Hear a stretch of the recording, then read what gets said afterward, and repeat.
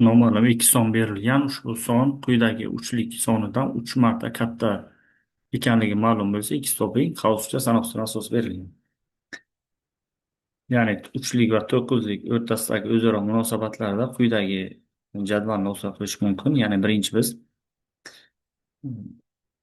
to'qqizlikdagi sonlarni yozadigan bo'lsak, 0, 1, 2, 3, 4, 5, 6, 7, 8, 0 bilan 9 bo'ladi.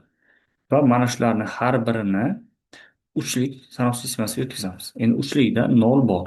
0 o'zini yozamiz. 1 bor, 2 bor. Endi 3 yo'q. Endi 3 ni 3 ga bo'lsak 1,0 qoldi, ya'ni 10 bo'ladi.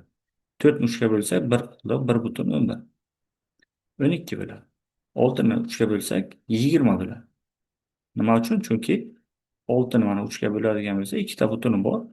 2 kira 3 6 bo'ladi. 0. Buni teskardan yig'sak 20 bo'ladi.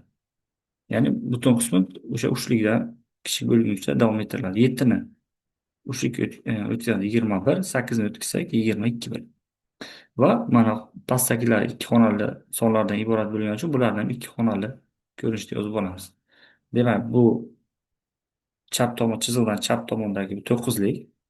Demak, to'qqizlikdan uchlikka o'tgan variantimiz mana bu. Ya'ni keyingi o'ng tomondagi sonlar.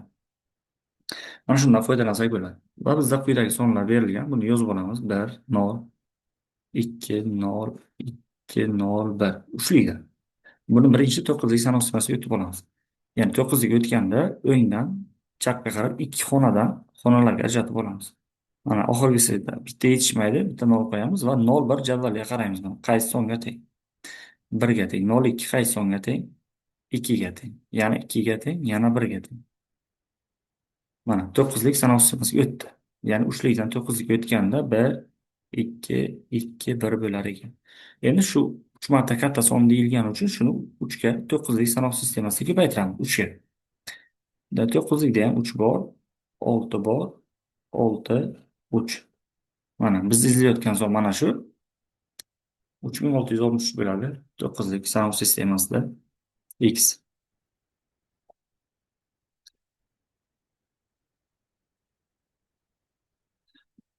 Navbatdagi savolimiz ham shunga o'xshash. 8lik sanoq sistemasidagi x topish kerak. Bu quyidagi to'rtlik sonidan 2 marta katta son ekanligi ma'lum deyapti. Endi 8lik bilan 4likni o'rtasida o'zaro munosabatlarda birinchi 8lik sanoq sistemasidagi sonlarni yozib olamiz. Va bular bizga 7 gacha boradi. Mana.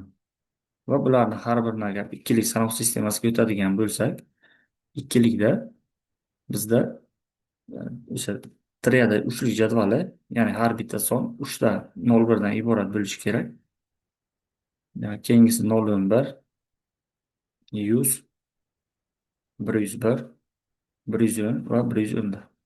Mana shundan triada va diada jadvallaridan foydalansak bo'ladi. Demak, mana bu to'rtlik sanoq sistemasida mana bu qism bizga diadani beradi. Diada jadvali hammasi bizga triada uchlik jadvali. Tetrada bu o'rnatligida ishlatiladi. Endi biz birinchi mana bu berilgan 32,012 to'rtlikdan ikkilik sanoq sistemasiga o'tib olamiz. Buning uchun mana bizda 2 mana bu yerdagi qaysi ikkilikdagi songa teng? O'nga teng. Yoki 3 dan boshlasak bo'ladi. 3-chi joyga 11 ni qo'yamiz. 2-chi joyga 10. Qo'ydik 0 ni joyiga 2 ta 0. 1-chi joyiga 0, 1, 2-chi joyiga 10. Mana bu ikkilik sanoq sistemasiga o'tdik. Hozir to'rtlikdan ikkilikka o'tdik. Endi ikkilikdan 8likka o'tamiz. Buning uchun biz mana shu hosil bo'lgan sonni 3 tadan o'ngdan chapga qarab xonalarga ajratib olamiz. Hozir yozganimizda 2 tadan keltirib qo'ydik, endi 3 tadan ajratib olamiz. Va triada katta jadvalga qaraymiz. Mana bizga 0, 0, 1 nimaga teng? 1 ga teng. Keyingisi 110, 6 ga teng, 0 ga teng, yana 6 ga teng. Mana bu 8lik soni. Ya'ni mana shu berilgan son 4likdan 8likka o'tganda 1606 bo'lyapti. Endi shu 2 marta katta deyilgani uchun mana shu hosil bo'lgan sonni 2 ga ko'paytiramiz 8likda. Ya'ni 8lik sanoq sistemasi ko'paytirib olamiz. 2 kira 6, o'n ikki bizni sanoq sistemada 12 ni 8 ga bo'ladigan bo'lsak, bitta butuni bor, 4 qoldiq. Faqat bu yerda qo'lda yoziladi. Bir yodimizda 2 karra nol, birni o'zi keladi. Yana xuddi shunday 4, bir yodda 2 karra 1 2, bir yoddagi bilan 3. Ana biz izlayotgan son mana shu